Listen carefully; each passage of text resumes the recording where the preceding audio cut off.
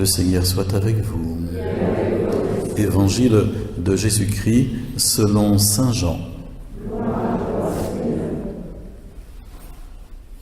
En ce temps-là, Jésus disait à la foule, « Moi, je suis le pain vivant qui est descendu du ciel. Si quelqu'un mange de ce pain, il vivra éternellement. Le pain que je donnerai, c'est ma chair, donnée pour la vie du monde. » Les Juifs se querellaient entre eux. Comment celui-là peut-il nous donner sa chair à manger?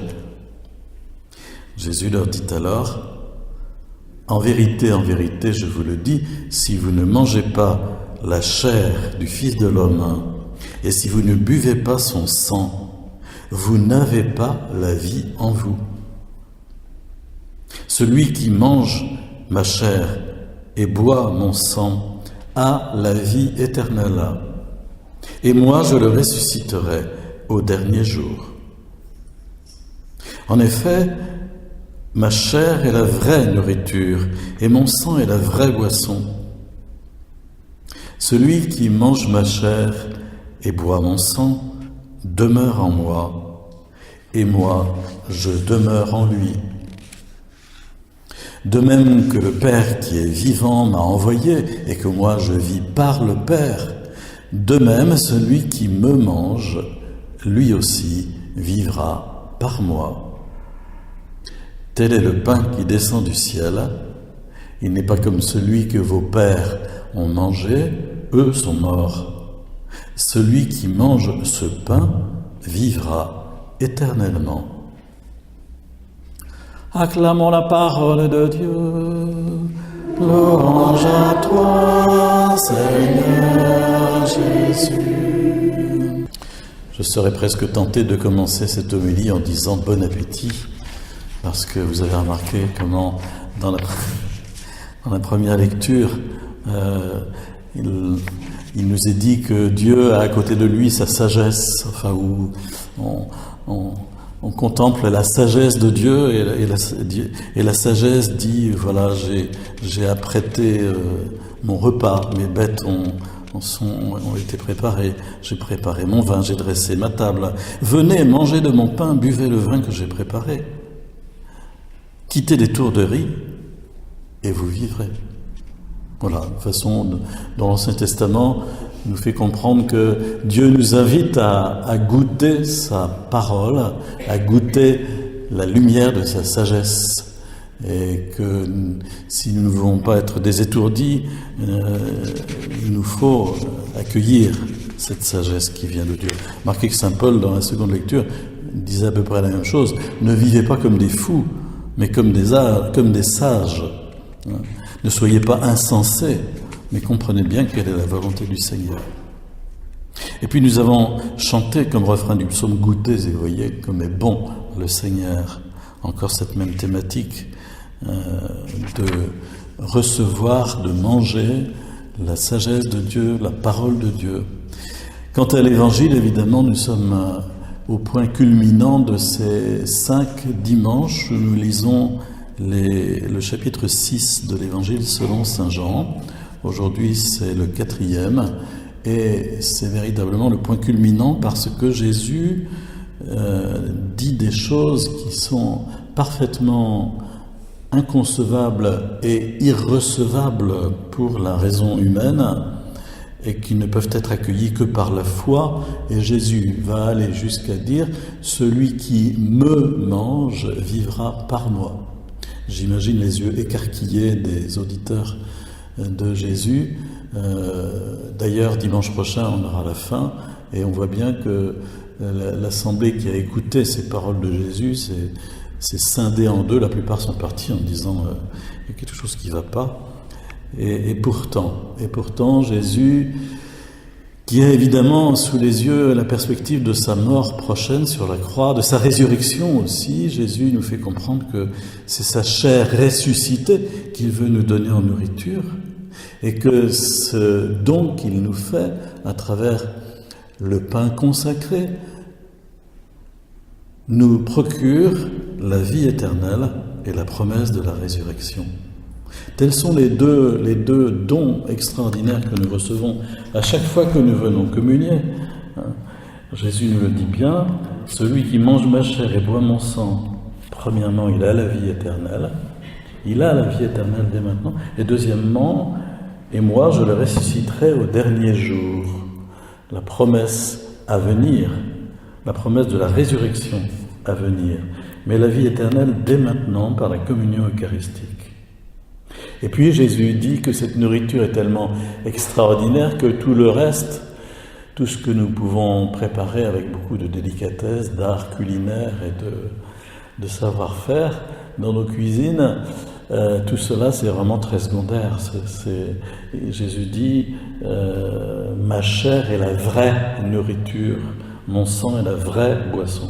Autrement dit, le reste c'est le reste. Il y a évidemment un grand écart entre les nourritures terrestres et cette nourriture divine, céleste que Jésus nous fait. Alors, il faut pouvoir lire et relire et méditer tranquillement dans sa prière personnelle pour bien entendre, bien écouter et poser un acte de foi. Parce qu'évidemment, nous aussi, nous sommes comme les auditeurs de Jésus à la synagogue de Capharnaüm. Nous pouvons dire, ou bien cet homme-là est complètement fou, il faut l'enfermer, ou bien ce sont des paroles de lumière pour moi et qui me disent quelle est la vérité. Lorsque Jésus nous dit « Celui qui mange ma chair et boit mon sang demeure en moi et moi je demeure en lui », il nous parle de cette inhabitation, lui en nous, nous en lui, cette communion profonde. Et puis il nous dit aussi, moi je vis par le Père, et celui qui me mange vivra par moi. C'est lui qui veut vraiment être notre énergie vitale en quelque sorte, notre vie, notre force. Et c'est pour cela que Jésus insiste. Vous voyez, on parle quelquefois avec des termes un peu techniques en disant c'est la transsubstantiation, le pain que nous déposons sur l'autel grâce à l'appel à l'Esprit Saint qui est matérialisé par l'imposition des mains du prêtre sur le pain et le vin, et puis grâce aux paroles du jeudi saint que le prêtre redit, ce pain est transsubstantié et devient le corps du Christ. Oui, ce sont des mots théologiques, mais au fond, c'est peut-être plus simple de lire ce chapitre 6 de Saint Jean, qui est peut-être plus accessible que des mots techniques de la théologie. Le pape Paul VI, en 1968, c'est vieux déjà, mais en 1968, les dérives théologiques étaient telles que le pape Paul VI s'est fendu, si j'ose dire, d'un credo. Et il a écrit de sa propre main un credo, tout petit livret. Et à propos de l'Eucharistie, voici ce qu'il dit. Nous croyons que comme le pain et le vin consacrés par le Seigneur à la Sainte Seine ont été changés en son corps et en son sang, qui allait être offert pour nous sur la croix, de même le pain et le vin consacrés par le prêtre sont changés au corps et au sang du Christ glorieux siégeant au ciel. Et nous croyons que la mystérieuse présence du Seigneur, sous ce qui continue à apparaître à nos sens de la même façon qu'auparavant, est une présence vraie, réelle, substantielle. Voilà une façon de formuler cette présence eucharistique de Jésus. Donc vous voyez, sa chair dont il parle ici, évidemment ce n'est pas sa chair terrestre à proprement parler, c'est sa chair de résurrection, sa chair céleste, le fait que par le don de l'Esprit Saint, il arrive à transformer le pain en son corps pour nous donner sa vie.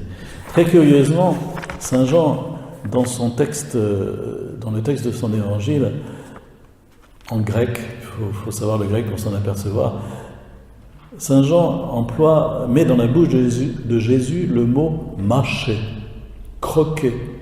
C'était dans les versets que nous avons entendus dimanche dernier et le dimanche d'avant, ça n'était pas présent, ça n'était pas le cas, c'était vraiment le verbe « manger ».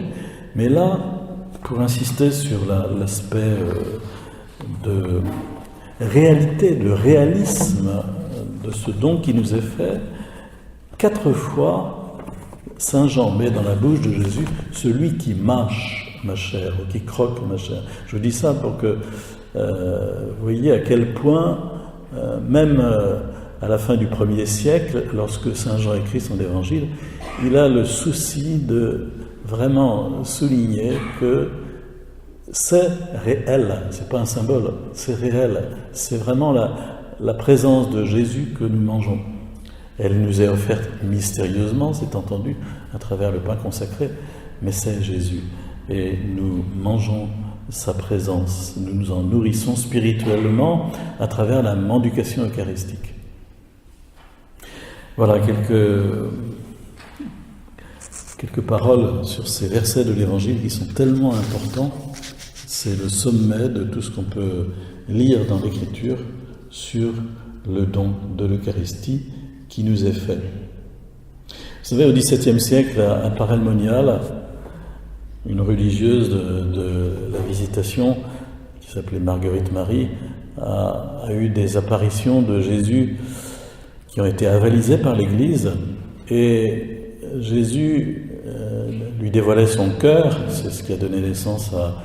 Enfin non, ça n'a pas donné naissance parce que ça existait déjà, mais ça a boosté très fortement la dévotion au cœur de Jésus, au Sacré-Cœur.